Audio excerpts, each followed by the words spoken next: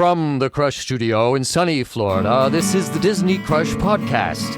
And now your two tempests in a teacup, Dave and Tony Ann. On this week's The Disney Crush Podcast, Disney aficionado Gary Fernando joins us to talk about all things Walt Disney World, the parks, Disney history, and a little bit more. We're going to get to know Gary a little better on episode 402 of the Disney Crush Podcast.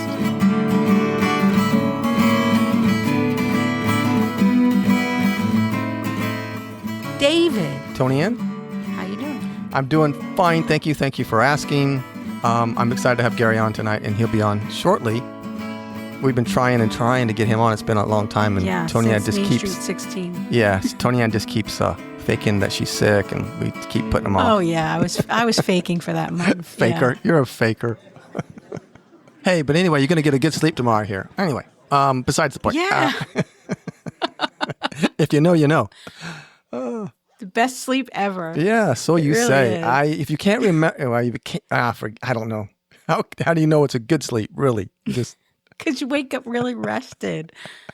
Yeah, well, you know how you woke up from your surgery and you said you were going beep beep like you were mimicking the monitor.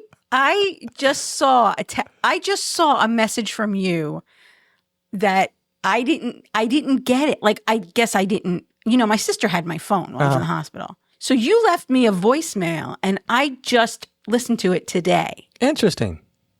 When I was in the hospital. Should you play it? Or maybe not. Well, we'll see. I'll play it, and we'll see if it's appropriate. I think it was appropriate, but knowing me, it surely wasn't appropriate. I've never listened to that message before. I don't know why I haven't. Have a magical day. Oh, you're such a weirdo. Oh, God. You won't return my texts. I want to call you. I call you. You don't answer. All right. Well, checking up on you. And I guess Rich is in Chicago, so I figured you're not dying. If he left you, this is no way to get attention, Tony. Okay? This is no way to do it. All right. I hope you're feeling better. Call me when you feel like it. Okay. Or if you feel better. Okay. Hope you're doing okay. Love you. Bye. Who the heck was that? That was jerk? nice, but I just heard it today. This was left on May 30th at 3:20 p.m. Wow. And today is July 22nd. I just got to be found that message on my phone. I just got to be a smart aleck, even in the worst of times, don't I? What's wrong with me? But I love it. I saved it. I didn't want to get rid of it. I guess you're not dying, so. Wow. I'm real supportive there. I figure if Rich is gone, he went to Chicago and left you. She's gonna be okay. I choose to believe in my heart. Yeah. I whether it's true or not, I don't care. But I choose to believe that if my sisters hadn't been able to come, that you and Veronica would have came. Yeah. I was and like, care of me. Yeah, we would have been there. But I'll tell you something else. Yeah. I think there's a lot of people that would probably been there. Tori was ready to get on a plane. I think there was a lot of people that were ready to come. And Kathleen was, when my sister Mary came, she works, I know you know Kathleen works with my sister Mary. She was like, do you need me to come? Yeah. We have some great friends. Yeah, so. we do. Yeah, if you don't know, Tony Ann had a little medical issue, and she was... incapacitated. Out of state. I was on vacation. Out of state in Tennessee and incapacitated for quite a while. And then we got her back. So she's okay. Finally. Well, not quite okay, but she's working on it. We'll say she's on her way back to recovery. Yeah. Hopefully we're in the last legs of this recovery thing. Although today I called myself Generation Z instead of Generation X. Oh, really? Which is there's a really big difference between Generation X and Generation Z. Oh, yeah. Yeah, well, we had Malcolm Jamal Warner passed away. Yeah, we found out he passed away over the weekend. We found out yesterday, and then today we found out that Ozzy Osbourne died. And I said, and in my post I typed, "Bad. This is a bad week for Generation Z," and I meant Generation X, obviously. Yeah. But I get this brain fog. I like to think that I just fat fingered it because the Z is next to the that X happens. on the keyboard. But I also possibly fat fingered it. Maybe. I mean, I possibly also had brain fog because I am having brain fog on occasion. So I don't know. Yeah, welcome to my world. Anyway, David, you went to Walt Disney World this weekend. I did. Well, I met up with Karen from Mickey Fowl and Scott. I think Scott was working, so he wasn't able to get over there. But yeah, we spent the day with Karen in Epcot and got to ride Test track. The new test track. It was like the hottest day. It was like feels like 108 was the heat index. It was really bad, but the way we navigated the park that day, Tony Ann, was really, I don't know. It was, we've said before that we kind of navigate the parks a little differently now that we've been so many times. So we were just ducking in places and hanging out for 10, 20, 30 minutes and then walking around. We made the whole loop. We walked the whole park, but we stopped several times. And anytime we started to feel a little overheated, we just ducked in somewhere. So it ended up being a really good day. We both commented on the ride home. That was a really good day, even though it was hot. Nice. Yeah. Nice. So Test Track, you enjoyed it? Test Track, yeah. I'm not a fan of Test Track. I'll do it if friends are in town, whatever, but I can take it or leave it. But now I'll probably go back and do it again. Yeah, I like everything they did. I like the queue is boring, but it's got some stuff in there. But I feel like any improvement on any ride that's kind of mediocre, in my opinion, or kind of is a good thing. They can screw it up. They have before, but this one, I'm not gonna say they did great. They did okay. To me, it's a lot better. Yeah, maybe because it's just different. There was a lot of confusion this week about annual pass holders. The new nighttime parade at Magic Kingdom Starlight started this weekend. There were soft openings, and then it officially opened on Sunday. There was a lot of misunderstanding because Disney sent out. They notified pass holders a few months ago that you weren't going to be the current rule is you need a park reservation for all the parks except after 2:00 you can go to any park without a reservation except for Magic Kingdom on weekends. Just to make it more confusing, you can't go there as your initial park, but you can go to another park and hop to Magic Kingdom without a park reservation on the weekends. So they announced that Starlight was coming, and they said now you can't go to Magic Kingdom without a park reservation even during the week. But you can still hop there. And people don't understand that. People were arguing all over Facebook saying, you can't go without a reservation. And you have to have a park reservation, meaning any park, not Magic Kingdom. You can still hop there if you're a pass holder. But there's a lot of confusion because the message that Disney sent was, in true Disney fashion, clear as mud. It was it left itself open to interpretation, and they thought you could not go to Magic Kingdom unless you had a Magic Kingdom reservation, and that is not the case. You can have an Epcot reservation and hop to Magic Kingdom. Yeah. And that's what I think a lot of people did, because there were no annual pass holder reservations available this weekend for any park for a few hours. I think it loosened up later. I think people canceled, and so reservations did become available. But I know there was a while there this weekend that there were no park reservations available at any park. Let's just mess up the whole pass system. Let's mess up the whole reservation system and make it so difficult that they're still going to come, no matter how bad it is. Well, the other thing I saw today was that they are giving people gift cards for buying annual passes. And initially, it said only new pass holders would get this gift card. And that, like, Michael's pass is expired right now. I'm not buying Michael a new pass until we go back, because I didn't see paying for months and months that he wasn't going. They said the initial press release made it sound like it was only brand new passes. But somebody looked up, they tried to renew today, and it had $100 gift card on their renewal. So I don't know if that was a mistake. It says get up to $100 Disney gift card, e-gift card when you purchase a new Walt Disney annual pass. For a limited time, get up to $100. $100 for an Incredipass, $75 for a Sorcerer Pass, $50 for a Pirate Pass, $25 for a Pixie Pass. And it says this is only valid for new annual passes offer cannot be combined with other discounts. But somebody said they went to renew today and it was there. So it might just be that might have been a fluke that when the person went to renew, that it was there. But it shouldn't be. It's saying only new annual pass holders can get this. Okay, so because my hand for Sorcerer. Okay, $75 for $100 for Incredipass, $75 for Sorcerer, $50 for Pirate, and $25 for Pixie. Mm-hmm. So we'll see if Michael gets one.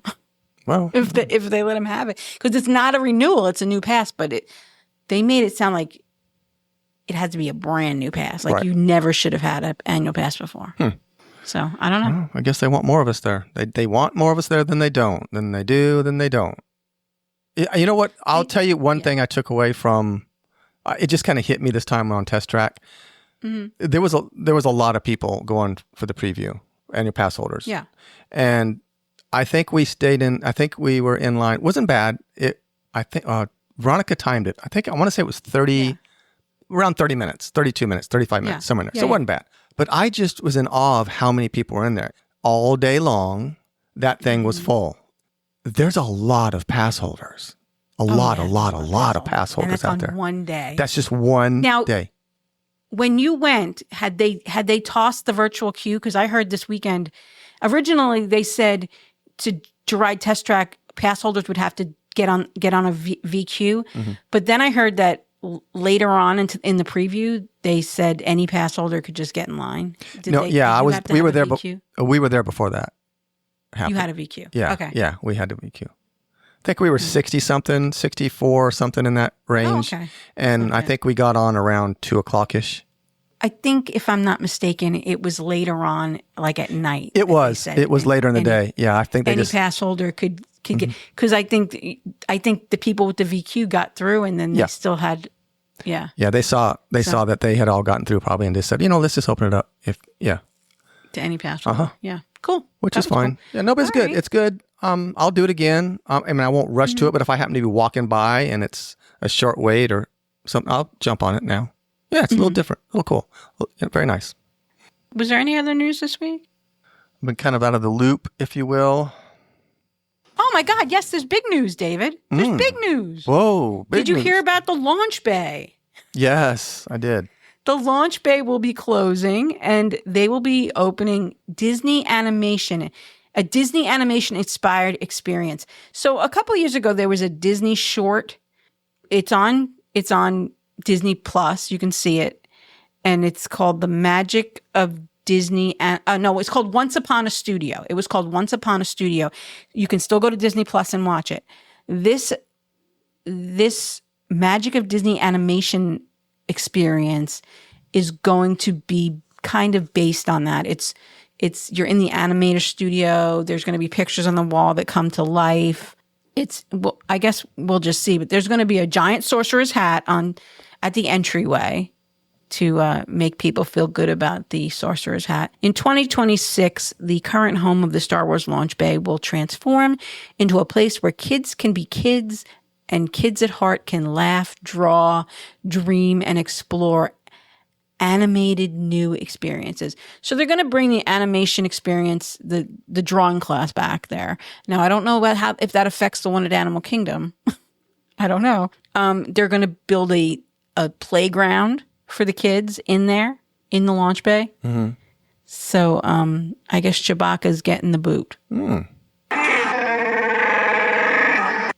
Well, Chewbacca's already in Galaxy's Edge, but like Darth Vader, BB-8, those other ones that are there, I don't know if they'll move them to Galaxy's Edge or. I don't know. I don't know what they're going to do.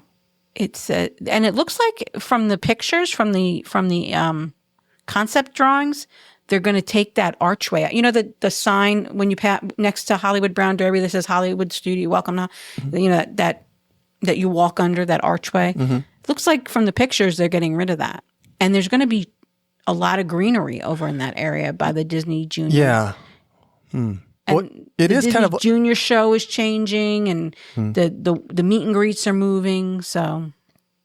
Yeah, where they arches and stuff, it's kind of like out of the way. If they open that up, it would make more sense. Mm-hmm. The flow would be better. And It looks like they are. yeah, that's a good idea because right now you almost kind of like peek in and go, I don't want to go in there. I don't see much going on in there. Well, now the Little Mermaid show's open, so. True. Our youngest animators could explore the Drawn to Wonderland playground. So it's going to be based on the Mad Tea Party. Who the heck wrote that? Why? I don't know. Didn't do anything for my interest. Hang on a second. I got to call management right now. This is irritating me. There's going to be character greetings and we'll see. Okay. Well, good. Something new. See, keep it going. Keep it good and fresh. Fresh. I like fresh. Yeah. Keep it fresh. Keep it going. Do something with Small World, would you please? Somebody. It says, somebody. While exploring the studio grounds, the courtyard area, families could take a break, play, and relax on snacks and tasty treats under lush trees. What? And make sure you look around. You never know whom you might see playing in the branches, soaking up the sun, or digging in the grass. Are they going to have poo on the grass? It sounds like it could be. Another. I want to know who wrote it. I'm telling you. I just don't know. They should put a big dome over that whole area. That's what they should do. And just air condition the whole place. I don't know. So we'll see. Domify it. That's what I say. But there's no word when they're going to close the stuff. And at least I didn't see it. I'll be honest with you. I've read that article like 5 times and I didn't fully understand what I was reading, but that might just be my brain fog. No, because I don't understand anything you just said either. So that's fine. Okay. So I hopefully it'll still be, nice in there that you'll be able to go in there to get out of the heat.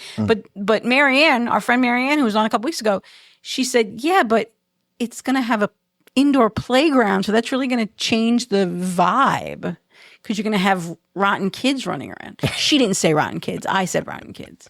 I'm saying it too. So. Yeah. No, I don't know. We'll see. It's going to be like the McDonald's play place. Oh, gosh. Help us all. Johnny's stuck in the ball pit. We'll see. There's strollers and diapers everywhere. Oh, my gosh. Oh, well. Says the man with 4 kids. Okay. There you go. All right. All right, Tony Ann. Well, if you got any more news, or is that it? Or you can just circle back at the end of the show. Okay, you'll figure something out. I think that's it. I'm pretty sure that's it. All right. Well, why don't we invite our guest to see if he's ready? He's in the green room right now. You want to invite him on? See if he's ready? Yes. All right. Sounds good. Let's get him on here.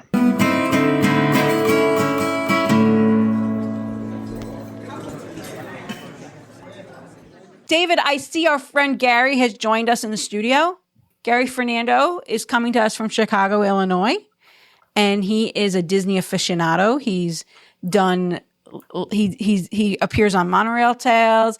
He's done Disney Park Challenges, and he has some very passionate takes on Disney that he wants to talk to us about tonight. Thank you. Thank you so much for having me. It's a delight to be here. So, Gary, usually when we have a new guest, we ask them to tell us their Disney story. So for what got you into Disney? When did you go? And, when you were a kid, were you into the movies or the parks or what made you keep coming back? Yeah. So, I grew up in the 80s. And so I was, kind of going through the end of elementary school during the Renaissance, so to speak, the late 80s, early 90s. And in 1993, we took a big trip as a family. I'm from New York originally, and we took a big trip with my brother, my parents, and then my mom's 2 brothers joined us, and one was living out there at the time in California. Mm-hmm. And so we all flew out to California. We started in San Francisco and did this crazy 10 or 11 day trip where we just basically went down the whole state with different stops over. Cool. And one whole day was in Anaheim. And so we spent one day at Disneyland. That was great. I have some very fond memories of that trip. It was actually a really interesting summer for what was going on at the park that summer. Mm-hmm. And then I actually didn't get back to a Disney park until 2006. And that was a trip that I went on with my wife. And At the time, she was my girlfriend, and I proposed on that trip in front of Sleeping Beauty Castle. And then the following summer in 2007, we did our first, or my first trip to Walt Disney World. Nice. And now it seems like every year, one way or another, we find ourselves in some sort of Disney property somewhere, whether it's on land or at sea or something. And, but really in kind of prepping for that 2006 trip, I started going on message boards and, just kind of finding a couple of different corners of the internet to kind of read up a little bit more. And about Were you on the Diz boards? I was on the Diz boards. Yeah. Yeah, so was I. Planet, and I started to kind of just hear about all these different things and learn this jargon. And as I really started to get more into it, I really discovered the kind of the lore of, and the history of the company beyond just the movies and really the parks and what the parks meant. And that was that summer, the 50th was still going on, the Disneyland 50th celebration. Oh, yeah. And so all the golden Mickeys around the park and the 50 hidden Mickeys and everything. So that was a really fun trip too.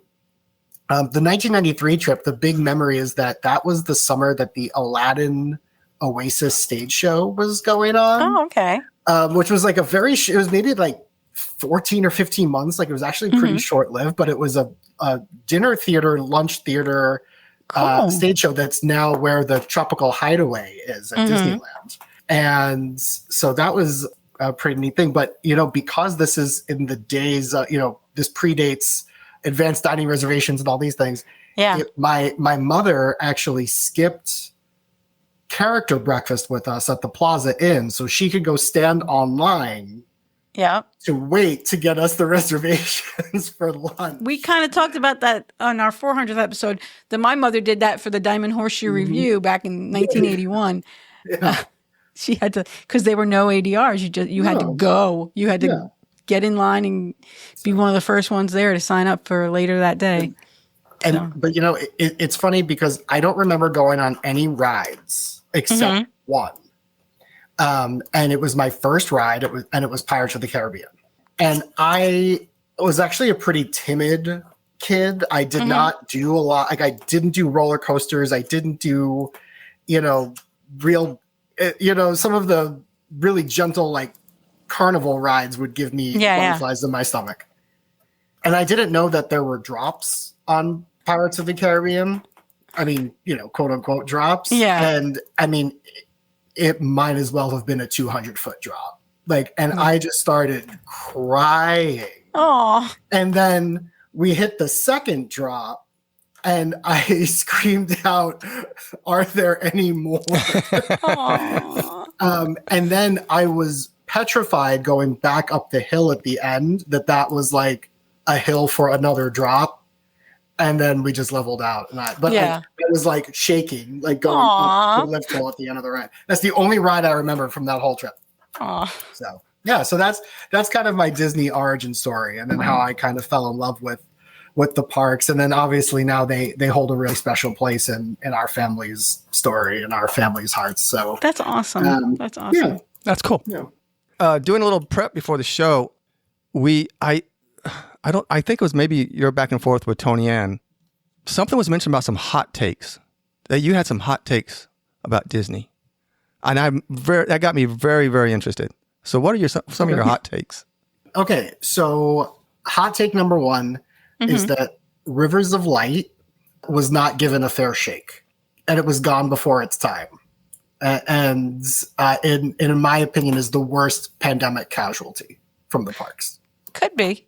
That it is true. They didn't give it much of a chance. I don't like the seating. I felt like you were like on top of the person in front of you and behind you.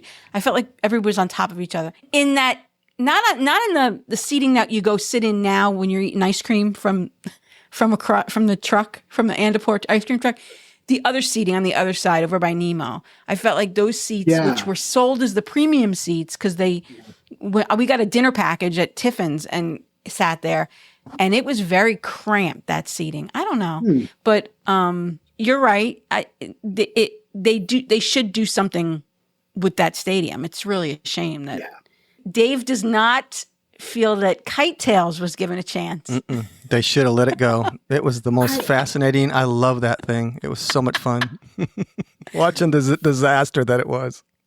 It's like a train wreck. Videos of it at home. Yeah. And my kids thought it was hilarious. It was hilarious. And it was funny because we were planning a trip and then we had to postpone it because of COVID. Right. And then by the time we could go, Kite Tails was done. Oh, yeah. And so we never got to.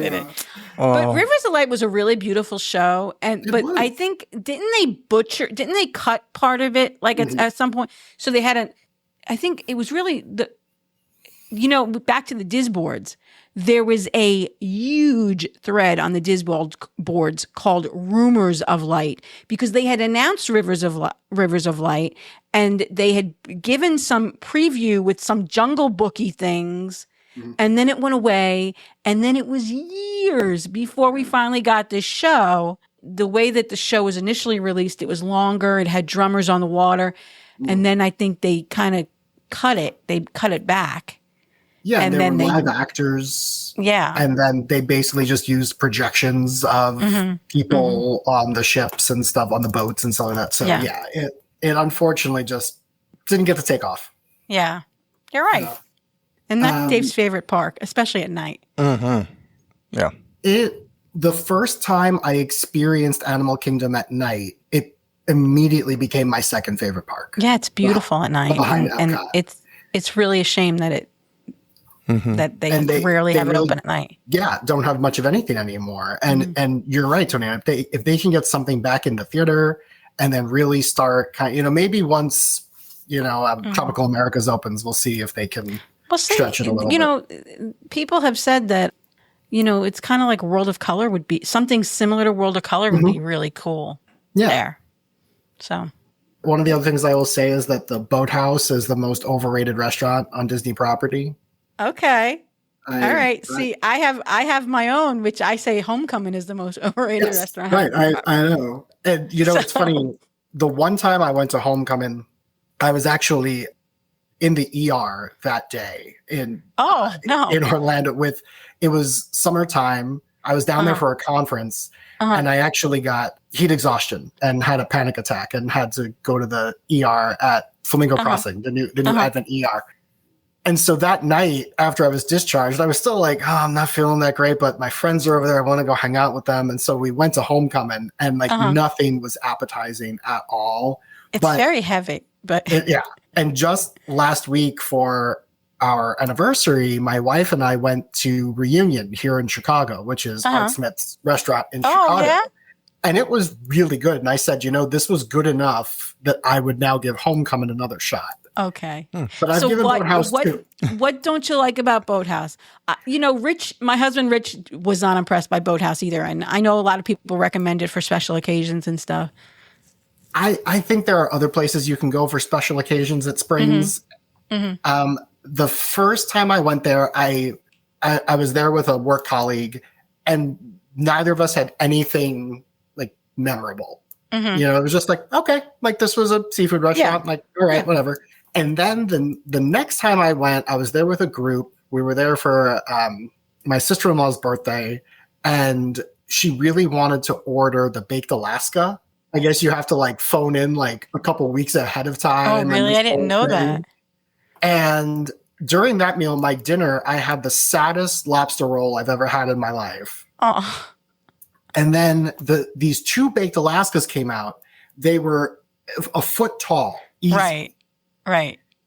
But they were rock solid.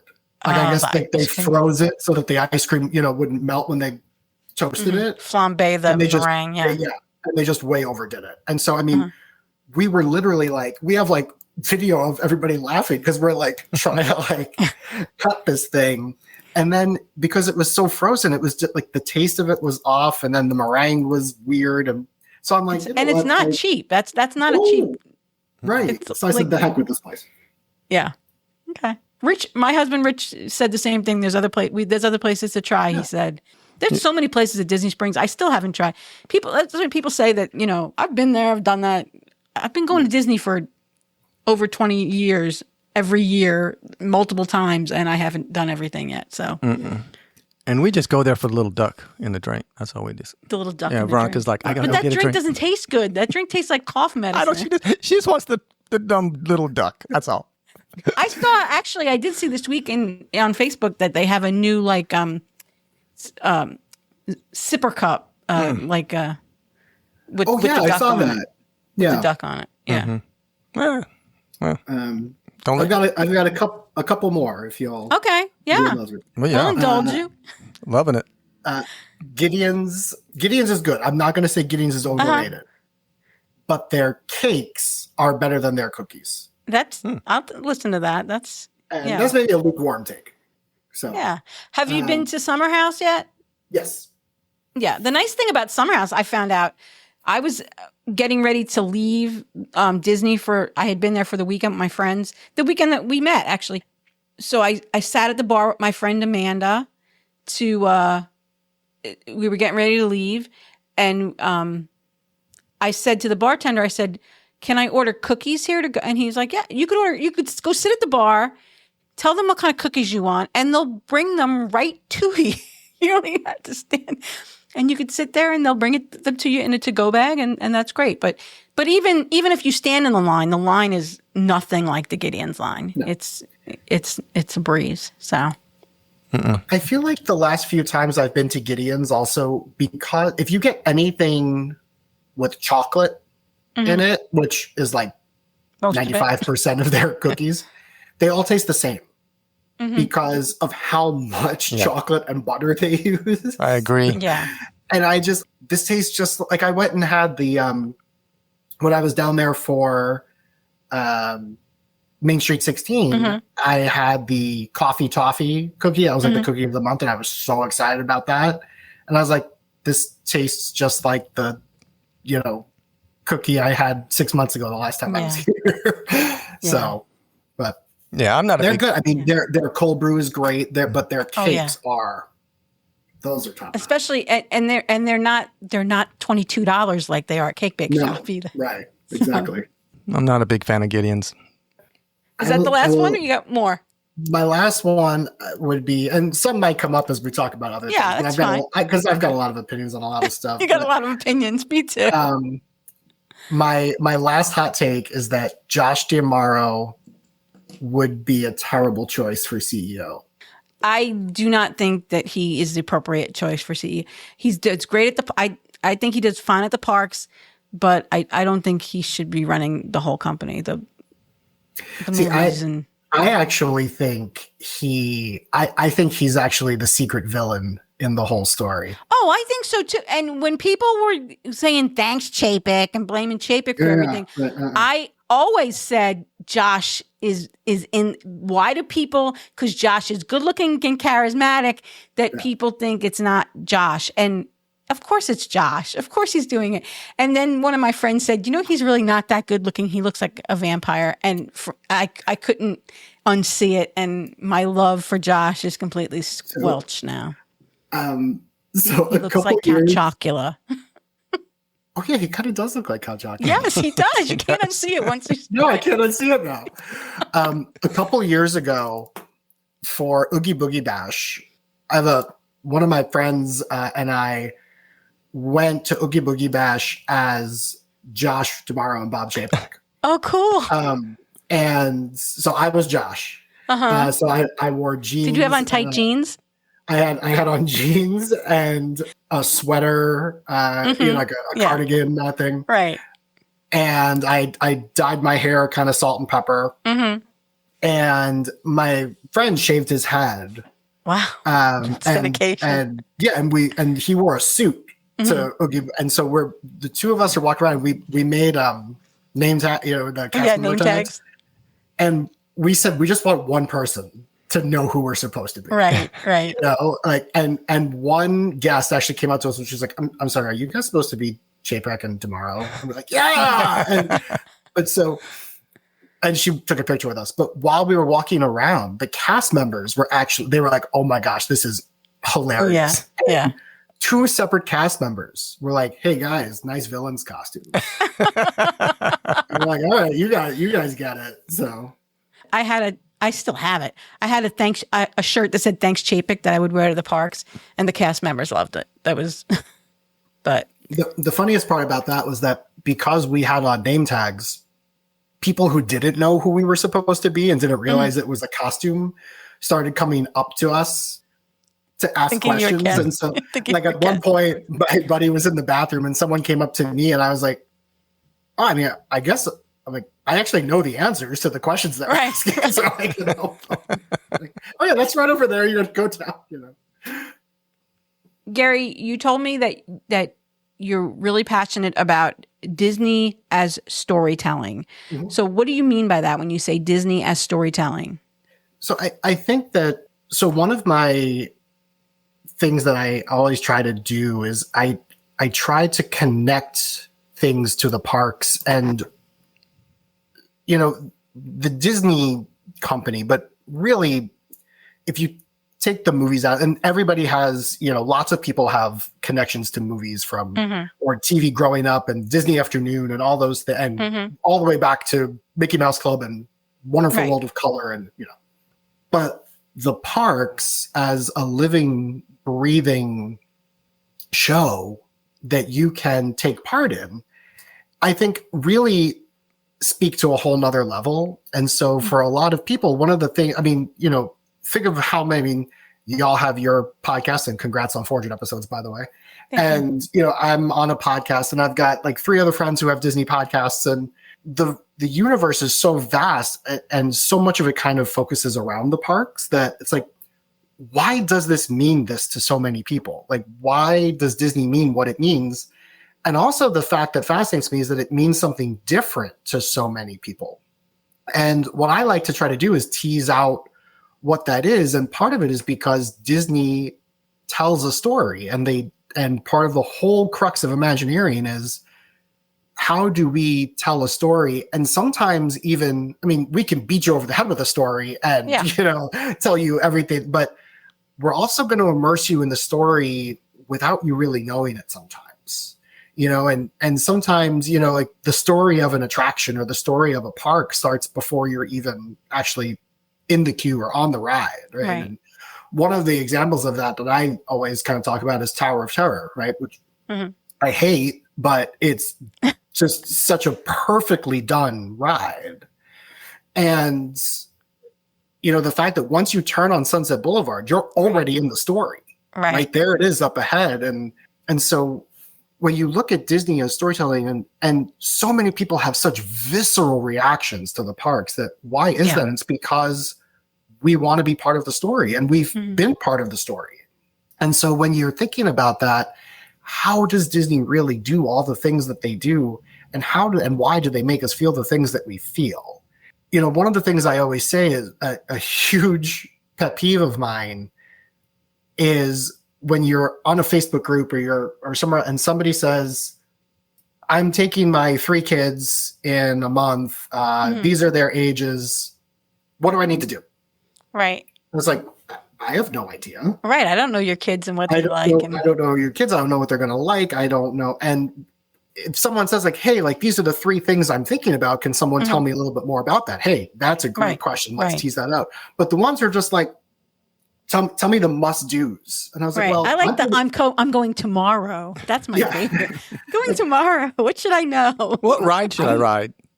I will give you 10 must-dos, and you might leave those must-dos and be like, those all stunk. Like this guy is a joker, Yeah.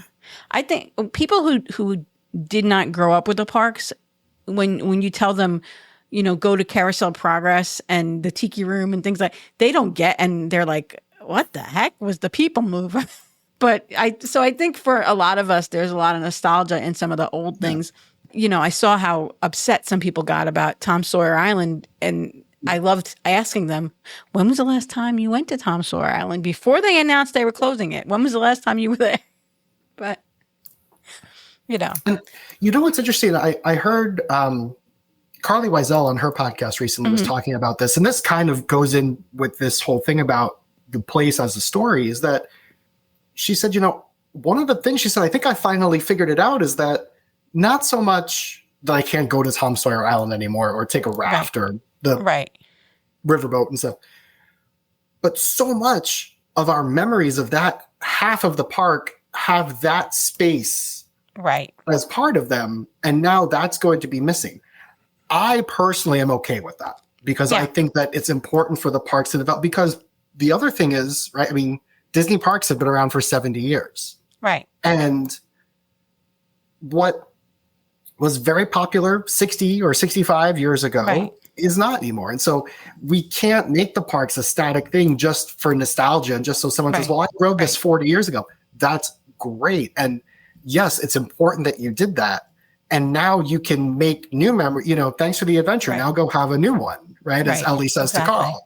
And so that's kind of where I'm just like, the story, every time I go, the story is different. And that's what I really like. And the fact that while we're there, we get to create the story. We get to take part in the story itself. And every, there are going to be different guests there every day. So the story every day is different. And yes, there are the same signposts and things like that, but we get to interact with it and mold it in a way that we get to create the story every day and put something into the magic to get something back out of it. Yeah, we had some friends on the podcast last week that talked about going to Universal for the first time, and we asked them how they can kind of compare the two. How do they compare the two parks? And I think that's one of the things that they said, that Disney, their storytelling, the way that they tell stories and that how they immerse you in the park is so much different. Even though Universal's great and it does it in its own way, Disney just has a way of doing it that just really immerses you in the parks. Yeah, and how does that tie in with your mantra of find your Disney? Yeah, it's actually you took the words right out of my mouth. One of the things that I do, on Monorail Tales, I have a spinoff podcast that hopefully we're going to start getting back up. I have some more people who want to come back on, but it's this series called Find Your Disney, and it stems from the crux is that maybe like 10, 15 years ago, like just maybe a little bit more, like just post Katrina, the New Orleans Chamber of Commerce released a series of ads called Find Your NOLA or Find Your New Orleans. And there were 3 or 4 series of this commercial, but the script for the commercial was the same. And it just showed 4 different things. So there was like one whole one that was all about food. And there was one whole one that was all about like Bourbon Street and Mardi Gras and partying and stuff like that. The narrator read the exact same script, which I thought was really brilliant. Interesting. Because then it was Find Your New Orleans. And so I kind of do this Find Your Disney where, so many people have their favorite things. And Disney means something different to everybody. If we all have this story to tell, how does that fit into how we live our life? And how does it fit into how we experience this thing that we all share an overarching love of? Right. And so, like, if you ask somebody, who's your favorite Disney character? Great. Why is that character your favorite character? Because if I ask 10 people who their favorite character is, maybe 2 of them might overlap, but I'll probably get a chunk of different answers. What's your favorite attraction? What's your red line attraction that cannot, that you'll chain yourself to so that they don't close it, knock it down. For Dave, it's Small World. He will not let them shut Small World.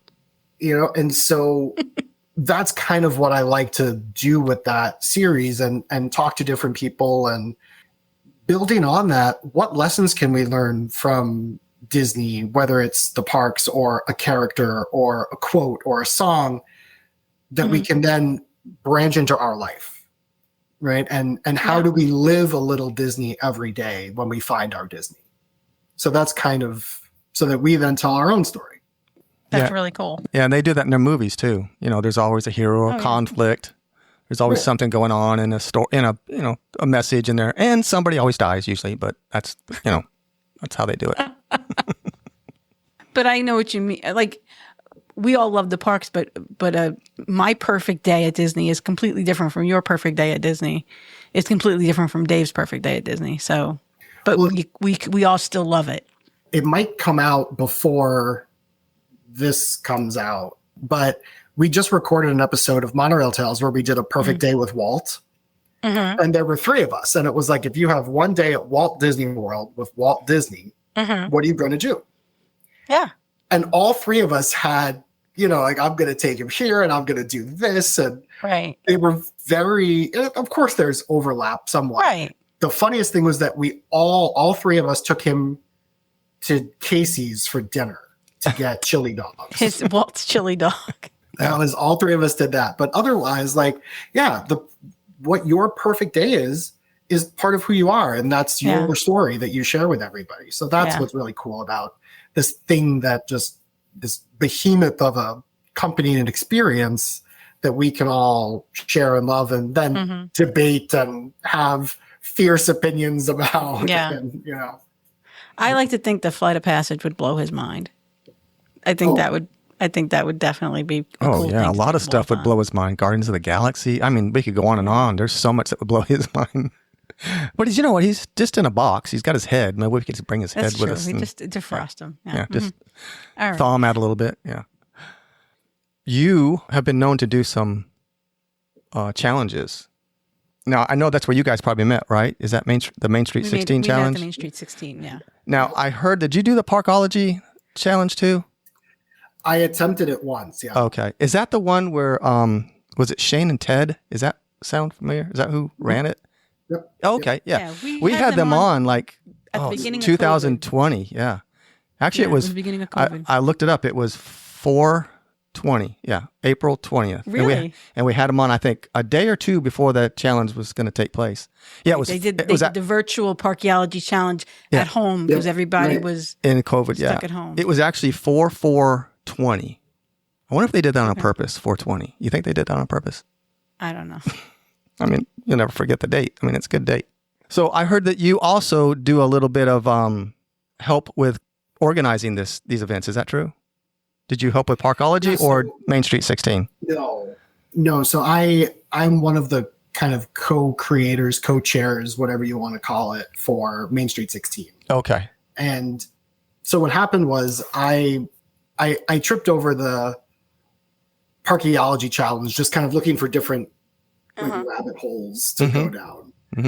And I just want to stop you there. If people don't know, the Parkology challenge is riding every ride at Walt Disney World in an operational day. So from the earliest park opening to the latest park closing, you have to ride every ride. And there's a lot of strategy that goes into it because some rides close early.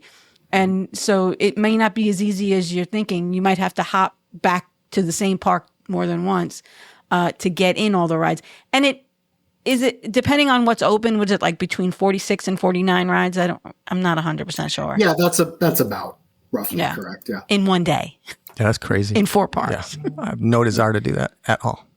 No. Aren't there people that went to like both coasts? Oh, they've done it. Yeah. There are 4 people who have done officially sanctioned coast to coast runs. So every ride at Disneyland, every ride at Disney World in back-to-back days. Wow, that's crazy. Wow. And we actually had 2 of them on an episode of Monorail Tales to talk about their coast-to-coast success. So that's my buddy actually who dressed up as Chapek with me. Oh, cool. So cool. So back to the Main Street 16 founding. And so this one time I tried to do the Every Ride Challenge. And what I was doing was as a fundraiser, and there are a lot of people who do, and the Every Ride Challenge community actually is its own thing that raises money for Give Kids the World. And so I said, I'd love to do this. I want to make it into a fundraiser. And so at the time I was part of, I was on the board for a non-for-profit, and I set it up so that people could actually donate money per ride. Because I said, in case I don't finish, which there's actually a high likelihood I won't, I want to kind of do this as like a ride-a-thon. And so this way, in case it became clear that I wasn't going to do it, I could keep going because every ride I went on was going to raise more money. Cool. So at the end of the day, I did 22 rides. All right. I raised over $1,000 for my charity. It was the period of time after the parks opened and before they brought lightning lanes online. So it was all standby. Yeah. And so that was part of the strategy at that time too. And there was 2 o'clock hopping, right? Yes, right. And 2 o'clock hopping. And so at that point I said, this was kind of fun. I'd like to try to operationalize this a little bit more. And I reached out to Jeremy and Rhonda from Main Street Magic, and I said, I have this idea, and I listened to you guys, and I'd love to try to connect. And we connected, and we started talking, and we said, this is too much to try to make this a big weekend for everybody to try to do every ride. So what's manageable? And Jeremy and I are big basketball fans, and college basketball especially. And so the first year that we did it, it was happening. We were going to do it in March. And so we said, okay, or right after March. And so we said March Madness, Sweet 16, Main Street 16. And so that's how we got the 16 rides. And that's how that kind of came to be. And we've done it for 4 years now. So, and I have to tell you, 16 rides, while it was challenging, it was manageable. So I think that's a good, that's a good sweet spot. Right. Because it allows people of all kinds of abilities to participate. I think this year there was a family with kids that participated, and there was me with my bad knees hobbling. So, how many teams were there? 11? 12? I think there were 13 in the 10 end. or 11, Yeah. Okay. That's quite a few people, quite a few teams. That's pretty good. Yeah, we've grown each year. This is the most teams we've had. So hopefully next year for the 5th anniversary, it's even bigger. And we're already starting to plan and having some ideas that we're kind of putting down into paper for how we might want to change some things up. So yeah, could you do it in cooler weather, Gary? That is part of the thing that we are talking about. Yes, absolutely. That would be great. I might even do it if it was cooler weather. We have a very loyal community that are very friendly with one another, and they love any excuse to get together for a weekend. So, yeah, and that's kind of what we're trying to do. Is we're kind of trying to make and bridge those connections now, where they can start to kind of propagate itself each year a little bit. We had like our meetups. What do we have? Like between 50 and 75. Yeah, typically when it's us and the geeking community, geeking on Walt Disney World. I don't know if you know Kurt, but we kind of go together. And so, what the geekers and the crushers, they go together. The geeks and the crushers, they go together to everything. But you had to stop and think about that for a minute, don't you?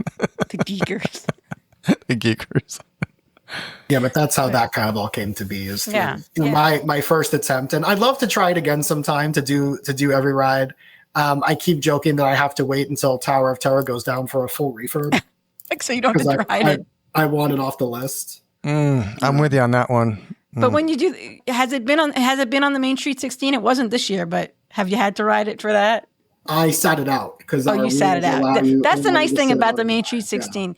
Yeah. If you have a team of 4 people, half of the team has to ride, so 2 people can sit it out. Which we did that this year so that we could eat lunch. We had 2 people rode Mission Space while we ate lunch, and then we rode Figment while they ate lunch.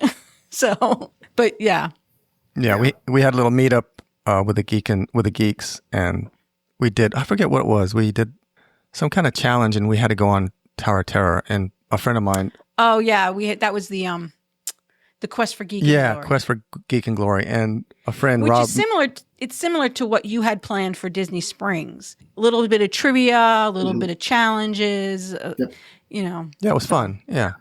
And I did, and Tower of Terror was in there, and a friend of ours, Rob Manderi, was with me, and he hates it too. And we had to help each other and coax each other. We thought, well, if you do it, I'll do it. Well, I really don't want to do it. I don't want to do it either, but we got to do it for the team. And we're like, okay, so we actually did it for the team. And a couple years ago, I had a conference in Anaheim, and we were in the middle of raising money for Main Street 16, and I put out a challenge, and I said, okay, everybody, if in the next 48 hours between now and when I get on the plane for my flight to California, if I raise $500, I will go on Guardians of the Galaxy Mission Breakout at Disneyland.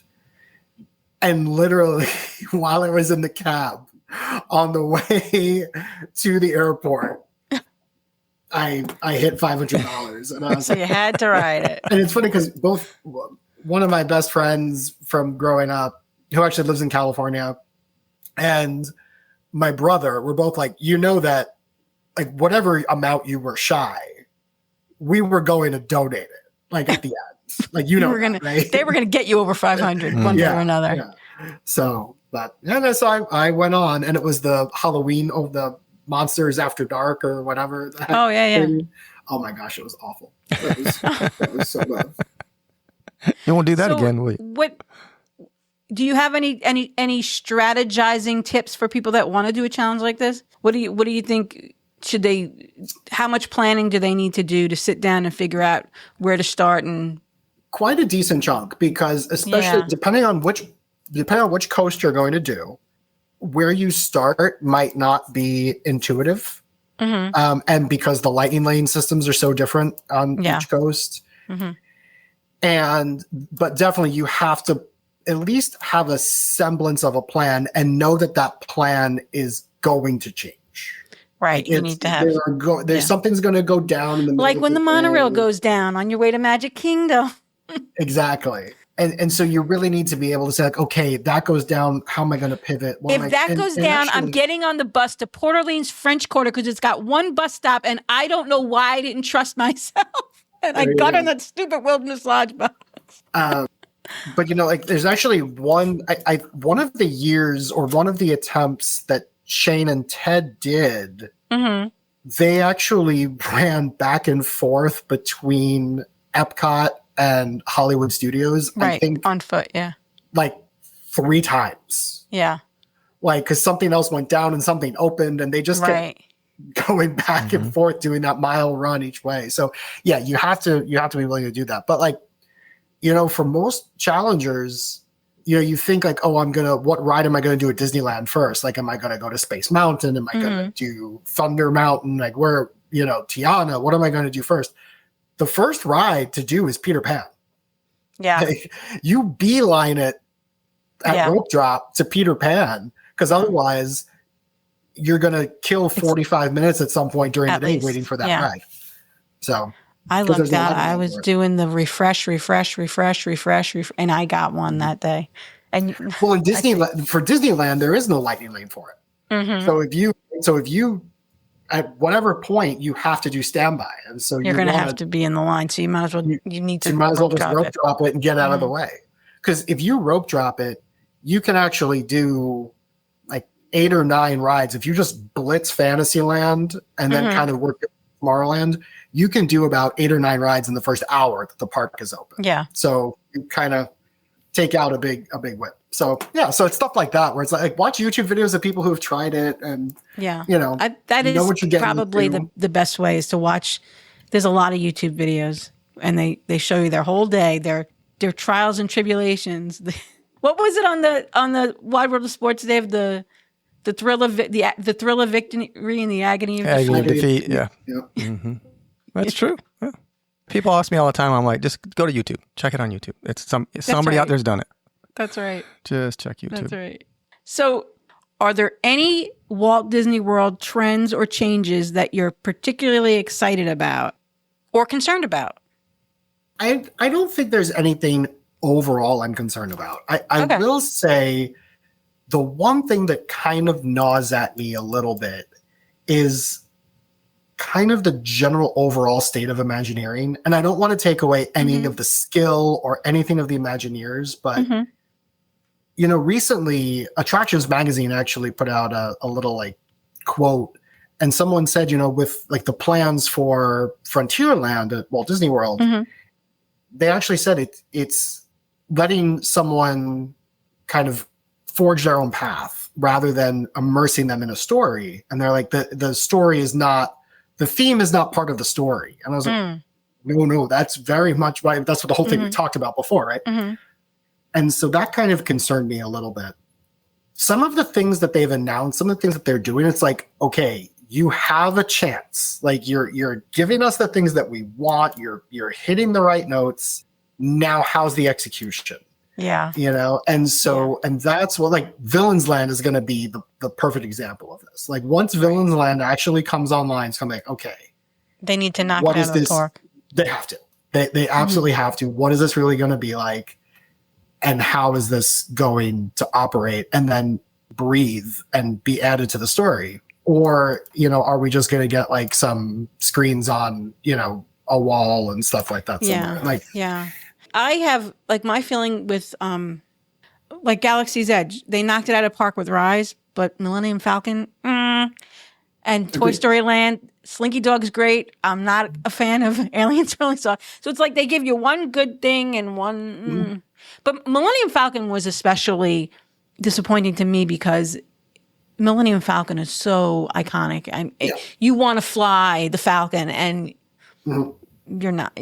It's you're crashing. Well, it's also just it's so kind of disjointed because, and this is what I guess I'm kind of getting at, and things that concern me a little bit is that, like, they get these things where it's like it's a good B+ work or like a good like B, and so. Yes, here's the Millennium Falcon, right? And all the kids like, what? Like, who hasn't dreamt of piloting the Millennium Falcon, right? And then they have Rise of Resistance, which are like, okay, we're setting this in the 7, 8, 9 movies, right?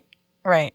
But then they said, but the rest of this land, we don't want to give you the things that you know. We want you to just kind of be in this universe and forge your own path and kind of do that. Right. And that's great if you're making something de novo, but if you're taking something that people know and you create kind of a cognitive dissonance that now it's like, well, wait a second, this bar should be Mos Eisley. Like, what's going on here? Right. The Walt Disney animatronic, I think is a solid B work. Like the fluid, the movements are great. It's a great first attempt. It needs a little bit of help. I don't hate it. I love the idea that there's a Walt animatronic. I think there should be. And so it's kind of that level where it's like, okay, Guardians, and I haven't ridden Guardians. I've not done that one yet. But I'll probably not do it until I'm doing a challenge that gets that you have to do it. And knocked out of the park, right? And I'll even buy like how it fits into Epcot. Like I'll buy that. So like that's great. Do that more. And I'm excited for what the future can possibly bring. I love some of the concept art that we're seeing for the Disneyland project, the new entrance that they want to do at Disneyland that uses the old marquee. Like I saw that and I was like, I could not wait to see this in real life. We'll see how it all plays out. So that's kind of where I'm at. Like I love the company. I will always defend the company. I'm also critical of the company. I think it's okay that things change, but I think gotta then give us something that we're like, haha, look. You know? Another example of that would be Tiana's Bayou Adventure. That they didn't give us a Tiana we know. They gave us a different Tiana in a different costume with a different story that isn't really much of a story. And if they had stuck to the movie story, I think the ride would have been more exciting. I think that you would have had the villain. She would have had to, they would have had to defeat the villain and turn back into Tiana and Naveen and all that. Yeah, but some of these rides and attractions that are based off movies. They didn't do that. They gave us Adventura Tiana. That the little girls are like, who's that? That's not Tiana. Do you disagree with me? Because you're looking at me. Me? Yeah. No, I agree with everything you said. Okay. I thought you had a different take. No, I agree. Tiana is a great example too, where, great to give us a Tiana ride. I'm not one who's like heartbroken about Splash and stuff like that. And I know a lot of people are for different reasons and things, but like, great, Tiana, so exciting. Like, let me see what you do with this. The concept art, like, look at what they're doing with the mountain, and they're putting all these like this the mountain is beautiful. I think it's beautiful. Great. And then when you're on it, you're like, okay, like there's some like dancing vegetables over here. Like, okay. And there's like, okay, like 3 times I get the joke that I see Lewis is behind, and like, it's like, okay. Like, and then, now we're small and now big. And, okay. Like, it's just like, what is actually going on here? And like, where's Facilier? Like, where's so, but and then just some of the actual scenes where it's like, this scene is gorgeous. And then the next one, it's like, wait, what's happening over here? So, but, well, so it's all, that's the only thing where I'm like, ooh, like so excited, but like let me, like today they announced the animation courtyard. The animation courtyard. Right. And I'm like, that project sounds awesome. Then I'm like, is it just going to be a playground? And well, that's what like, one of our friends said. She said she likes to go in there to relax, and is putting a playground in there going to change the vibe completely? You know, having kids running around screaming. Right. So I guess we'll see. What I kind of almost like what I envision, and I'm hoping that this is not what they do, is actually where the Animation Academy is at Disneyland in the Hollywood backlot kind of area where you go in and there's like this like big room. And it's like, now we can just like sit here and chill out. Right. And they actually I think they don't even have that part anymore, but then it's like, here's the actual like learn to draw Animation Academy. Yeah. Over here, you can explore the Beast Library and do this. And is it just going to be, this space where just now it's just, there's a bunch of kids running around inside to beat the heat and stuff like that. But I don't know. I mean, Hollywood could definitely use that kind of an area, but Hollywood is the worst in the heat. That's what I think. It's actually my least favorite park. That's my other, and I actually, my hot take on Hollywood is that it's the true half-day park. But, no, you're right. I agree. Except I like Fantasmic, so I have to go back. Right. Well, you did the second half of the day. That's true. Sure. Especially before Toy Story Land and Galaxy's Edge. I mean, what did we do? I mean, we went to Lights, Motors, Action, Dave, and we saved babies. But some of these, just like, I don't know, Mickey's Runaway Minnie and Mickey's Runaway Dave Railway was really looking forward to that. And no, but you don't think about the movie, the Great Movie Ride anymore, really. You know how quickly we forget. Well, Michael does. Oh, he does. But I mean, now you almost forget that he was even there. That's the way they do things, and they can't make everything right. I mean, it's like reading a book. If you read a book, and then they make a movie out of it, you go see the movie. It's like, oh man, that's not. Yeah, well, they missed that, and they did that. So they can only do so much when they put these lands in and stuff. They can't do everything, but they don't do everything right. Some things don't come out so good. Anyway, they do some good stuff though. I think that the space will be better used than it's been used. I think the Liberty Bell and Tom Sawyer Island, they were great for what they were, but they didn't draw the crowds, and I think that this is a better use of the space. Yeah, give it a couple of years and you'll forget all about the Liberty Bell and Tom Sawyer's Island. You forget all about that he was even there and the water was there. What used to be here again? Yeah. The only thing, like Veronica, my wife, is really upset because of the water. She loves the water, and she's going to miss that. But there's going to be water. I hope so. In the Cars land, I've seen the concept art. Good. There's going to be water. She'll be pleased. And that's those are proven moneymakers. I mean, Cars. I mean, that's going to be a most popular franchises. Look it out in Disneyland. I mean, so we'll see. Hopefully they'll do it right. We can hope. Yep. All right, Tony Ann, you want to circle back to anything? No news you forgot to say. No. I'm not circling back today. That's my bad habit. Is we'll talk about something in the beginning and then I'll say, "Oh, I forgot." Gary, circling back. It was fun having you on. We appreciate it. This was fun. Thank you so much for having me. It was a blast. Always happy to chat Disney. Yeah, thank you. Do you have anything you want to promote? Any other podcasts you're on, or the one that you said you're going to get ready to start again, maybe even? Yeah, so you can find me on Monorail Tales podcast. Tales is like stories, Tales. And on that, if you're searching through the episodes, Find Your Disney is a recurring series that comes up through a couple of those. We've done about 4 or 5 so far. The goal is to try to do them once a month. It's probably going to get spread out a little bit more because the last one I did was last fall. So once I restart them again, I don't know that I'll be able to do them once a month, but that's just kind of the thing that I like to do, and that's where you can find me. My socials, I don't really do a lot of like Disney specific stuff on my socials, so it's not worth finding me over there. Gary, well, thank you so much, man. It's been a pleasure. Thank you so much again. Yeah. Give our love to Sheila. She's my sister podcaster. We go way back, so. You got it. Yeah. All right. Great podcast. Thanks, guys. Have a great night. Okay, thanks, Gary. Tony Ann, we'll see you guys later. Bye. I